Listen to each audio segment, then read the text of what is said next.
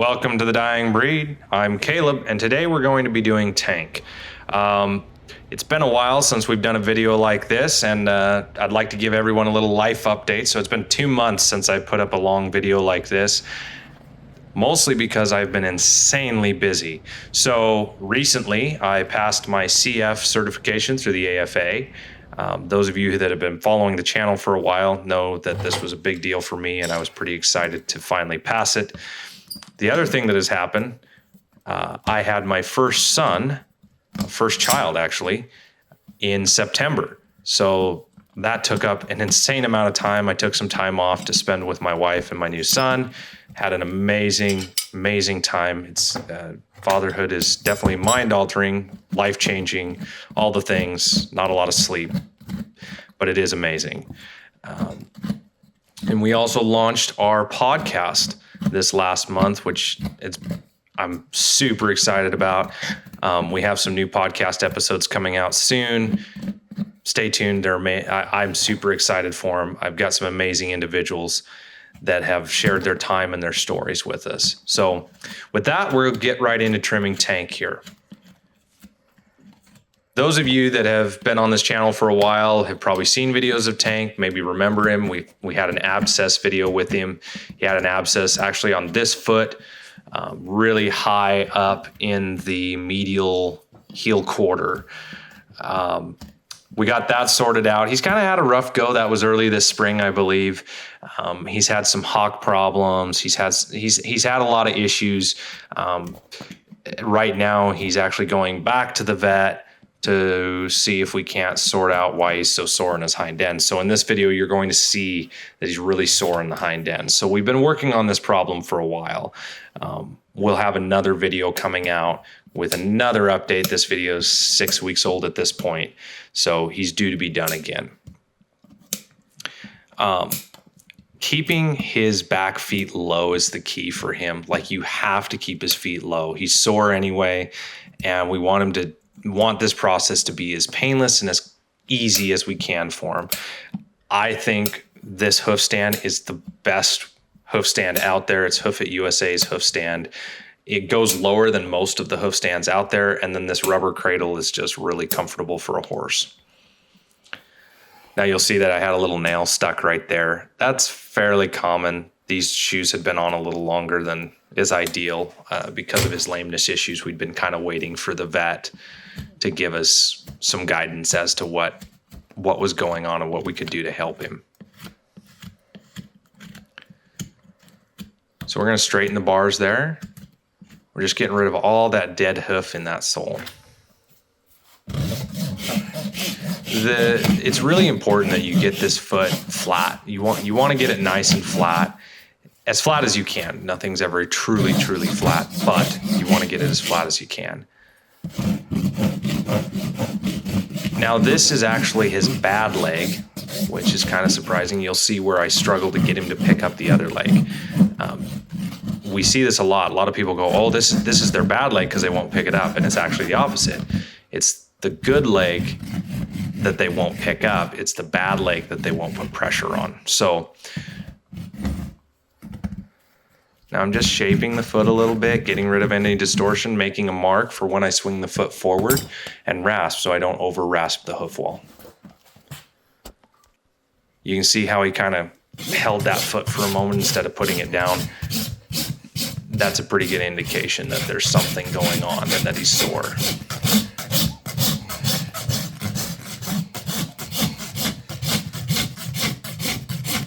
Again, we made that mark from the bottom and we're just rasping through that mark so we don't over rasp the dorsal hoof wall.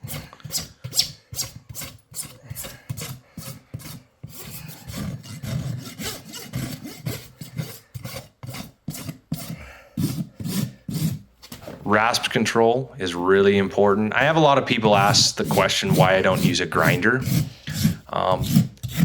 Grinders, and I do use a grinder. I use them on minis or stuff that's really long. If you see me working on something that's really long and not using a grinder, it's probably because that horse isn't okay with using a grinder. People will ask, well, the cow trimmers do it. Why don't you do it? And it's like, well, number one, cow trimmers are in a chute in a controlled environment. the cow, even if they're freaked out by the grinder, doesn't have a lot of choice. Unfortunately, I have to hold this horse. If he freaks out, I can't stop him from freaking out, so I have to figure out how to do it so he's comfortable. So you can see I've got him up here. I'm going to try to get this shoe off as quickly as I can because the other side, he just won't stand on this foot very long. Or stand on the other foot very long. He likes standing on this one.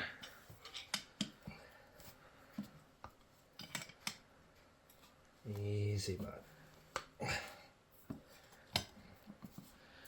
It's really important. This horse is so good to his owner, like amazing. The lady that owns him is a super sweet lady, but she has some health things herself. She can't afford to get bucked off. And I know. You're standing on me, dummy. You can see him pick up that other foot. He's pretty sore. Come on, you gotta give me this one. There we go. Yeah, he was standing right on the edge of my shoe, so it wasn't on my toe, but I didn't want, like, he got off it. So you can see here, I'm not going to use the cradle. I'm going to hold it even lower than the cradle is capable of going. I'm also holding it further up underneath him. That was kind of where he wanted to be comfortable. So when we shoe horses, we try to hold the feet where the horse is comfortable. That's the important part.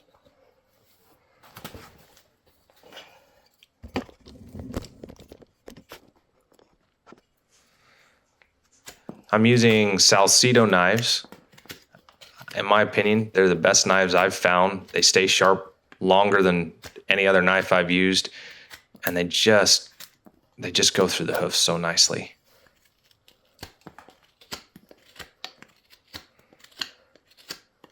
You can see that it looks a little bit drier and flaky.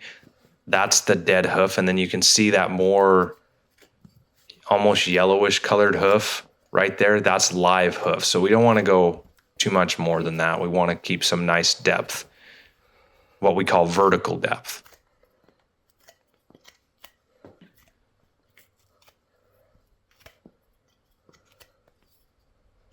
So we're cleaning up the commissures, cleaning up the frog, but that also helps us look at level. It gives us a better understanding of where the heels need to be. So a lot of times when I do older horses like this is where I'll do them. I'll do them right off my shoe. And before anybody comments, yes, those are Skechers. Yes, they're not steel-toed. Yes, they're not quote unquote OSHA approved for this job, but they are so comfortable.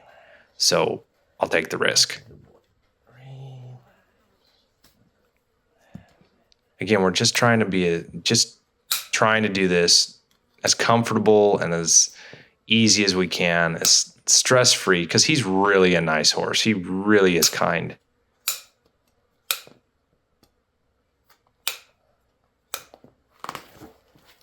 Now we're just going to give it back to him so you can see that he's awful sore. And like I said, we're working with a vet right now. We're working on getting some more imaging and figuring out what he needs.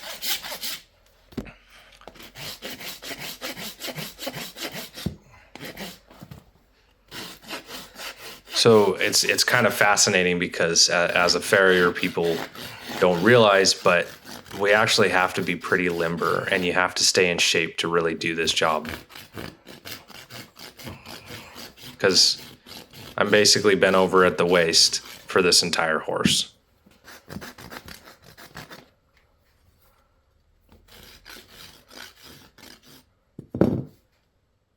Check level. Flatten level. With hind feet, it because of the way that they're designed, balance, you're far better off to check balance when the foot is loaded like he is here than you are to try to quote unquote balance the foot from the bottom looking at it with it picked up off the ground. And you can see, so I cut out a lot of this in the video, but this is the process that I had to do with him. Yeah. I don't just take the foot away from him. I ask him for the foot. Come on, that's a boy. Pick it up. That's a boy. Pick I don't jerk it out from underneath him. He's sore. We know he's sore. We don't need to treat him like that. We just need to be nice and patient and calm.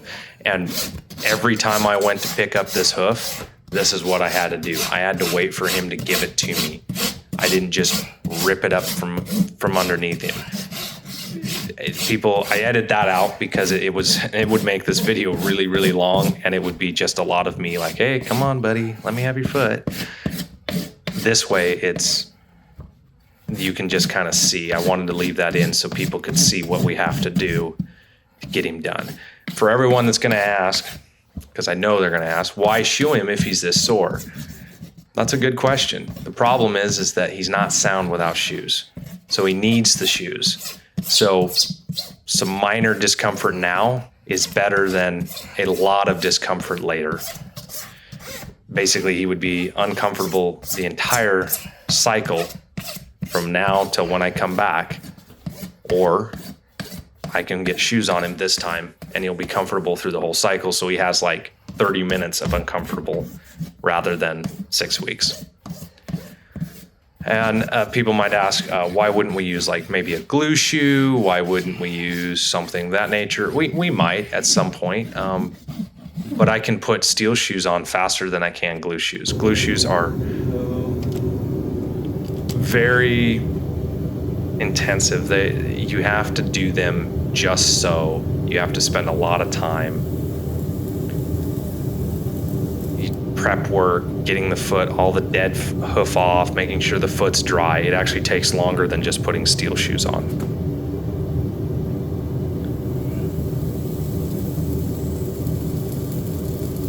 So we're gonna burn the shoe on. This gives it literally gives the perfect fit. That shoe is fit right to the hoof. Any of the indiscrepancies I didn't get quite flat with my rasp, I know the shoe's flat because I flattened it on the anvil, so I can literally, if there's a little low spot, I can just fix it. And you'll see here, so you usually do 1, 2, 3, pull the shoe off. And you can kind of see, there's a couple of low spots, but they're not, not terrible. Pretty easy.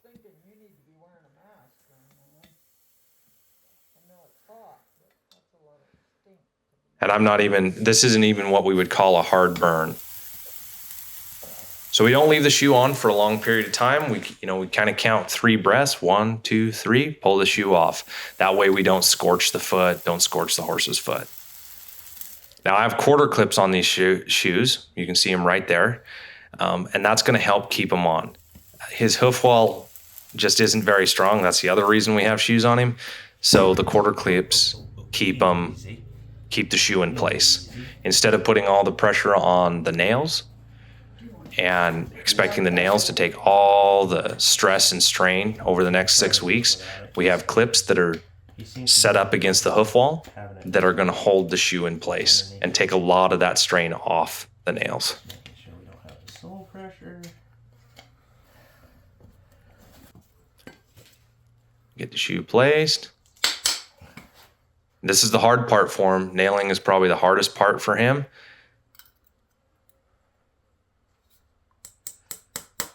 The other thing about the clips, I only put 4 nails in because I know those clips are going to take the place of nails. They're going to hold even better than nails. So the nails are just to hold the shoe to the bottom of the foot. They no longer have to take the strain of when he stops, when he's moving across the ground, or turning or twisting the shoe. Gosh dang it. Bent that nail a little bit. There we go. So I'm doing my best just to hit the nail, not the shoe, and not cause any more concussive force to be brought on the bottom of his foot.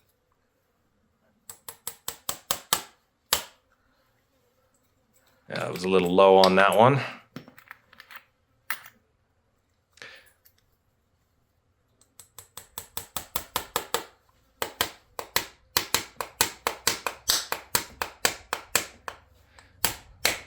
So what I was doing there is with my finger, I was checking to make sure that nail came out. So like I'm hitting it, okay, check, check, check, and I can feel the nail and I can hear the nail. And then as soon as it pops out and touches my finger, I drive it home.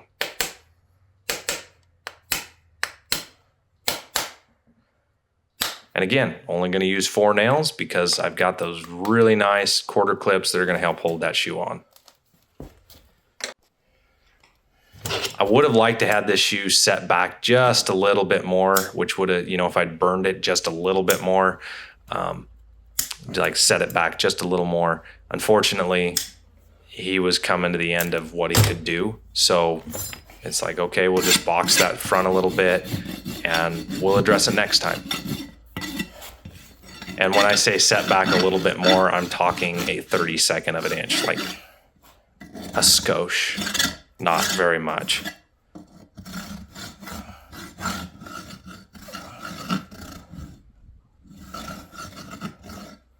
So I'm just getting rid of the burr, the little bit of burr right under the nail. You'll notice that the rasping that we did beforehand, we're not going to rasp on this foot a ton. We make these shoes to fit the foot.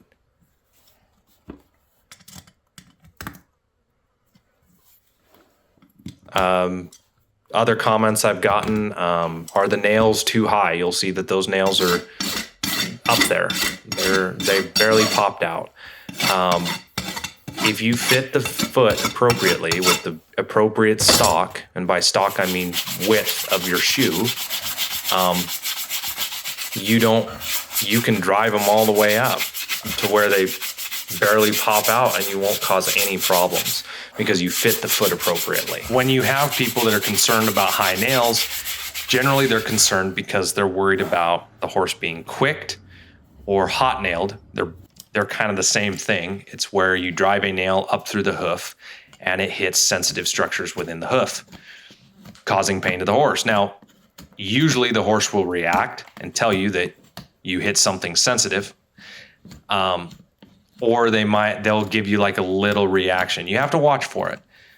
If it was like just a close nail, but you need to, as a farrier, you need to be watching for this. It's super common. Like if a farrier tells you he's never quicked or hot nailed a horse, he's lying. Like it's happened to all of us. The key is go, oh, that nail was close, pull the nail out, put some antiseptic something in the hole, and the horse should be fine.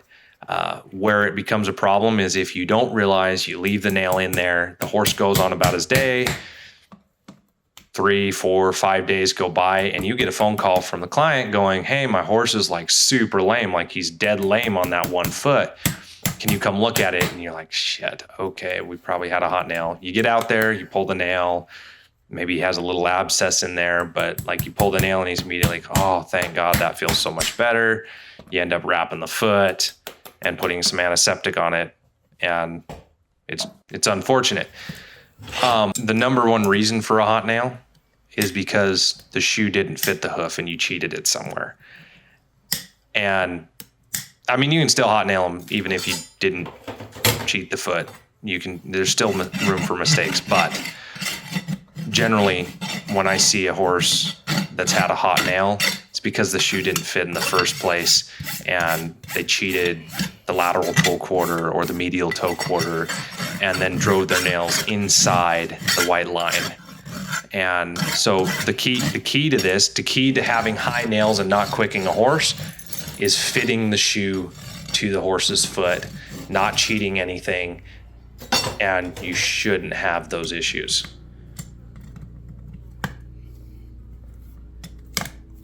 These actually, I was really happy with how these came out.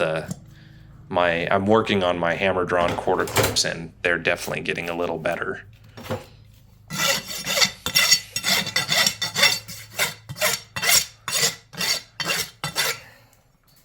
There we go. Put a little buffing, little sand block on there. And that should about do it for today. I hope you guys enjoyed the video. Like and subscribe. Let us know what you thought in the comments. And go check out our podcast. We also have a new Shopify store with all kinds of merchandise. So if you want to support the channel, go check it out. The Dying Breed on Shopify. We'll catch you all next time.